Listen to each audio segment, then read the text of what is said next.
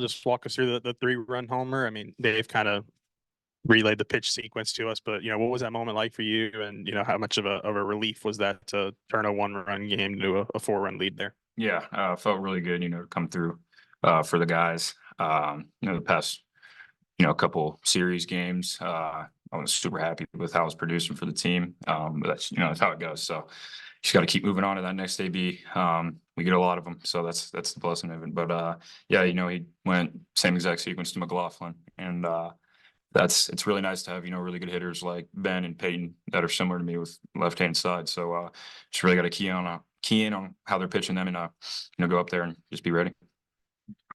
And Hagen, what was going through your mind after the back-to-back home runs? I mean, not only back-to-back, but back-to-back pitches too. I mean, how did you kind of settle down and bounce back? I couldn't say what was going through my mind, but I mean, that was the first time I go back-to-back home runs. Will just asked me about that. Welcome to it. And but it's part of the game. I mean, home runs happen, especially a good team like that, a good lineup.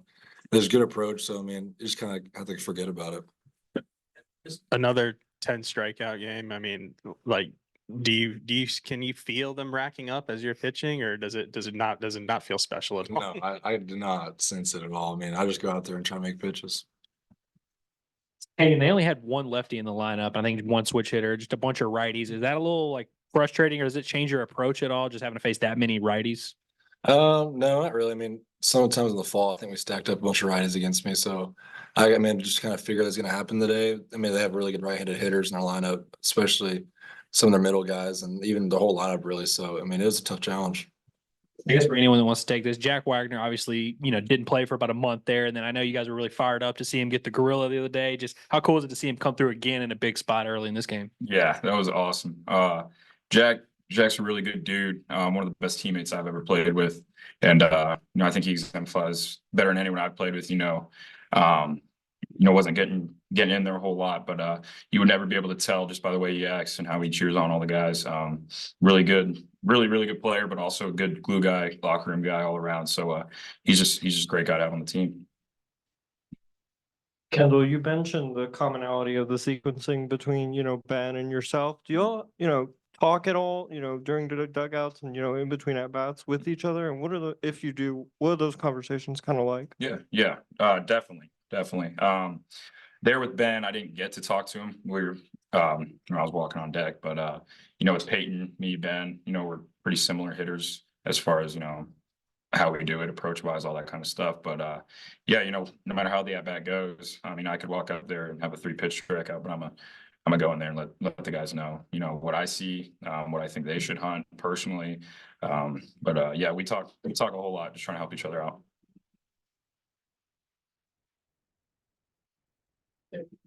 Kendall, like Dave said to ask you, so I'll ask you. Well, what is about you in 3-run home runs?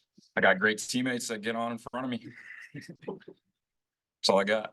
And then talking about the sequence with McLaughlin. So were you looking for a fastball there? I mean, it was in the back of my head. I knew he did the exact same thing to Ben, but he kind of flipped like a show me curveball in there at first, and then kind of snapped a really good one in the next pitch. But I remember stepping out and I did see it out of the hand. It had a little bit of pop, so it was kind of a thing for me. Like I'm staying on fastball here. If I see it pop, just sit back, try to foul it off, maybe spray it the other way. But he did challenge me with the heater and just drop the head on it.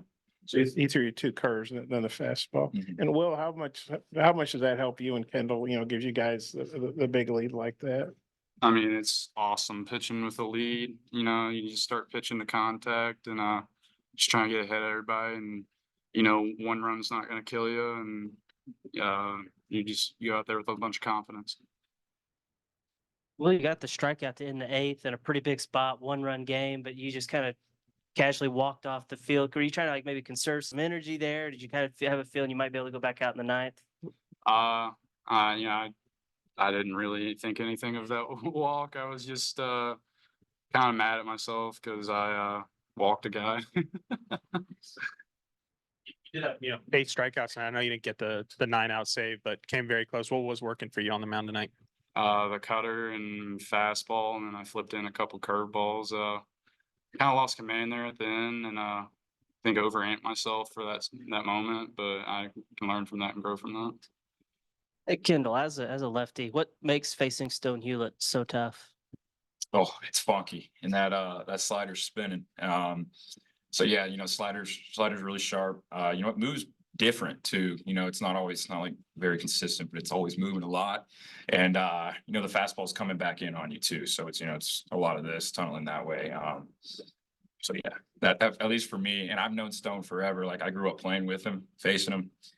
So yeah, he's had my number since we were about 13, 14 years old. So yeah, it was nothing new for me, in the fall pre-spring, but no, he does a really good job. Hey, good guys.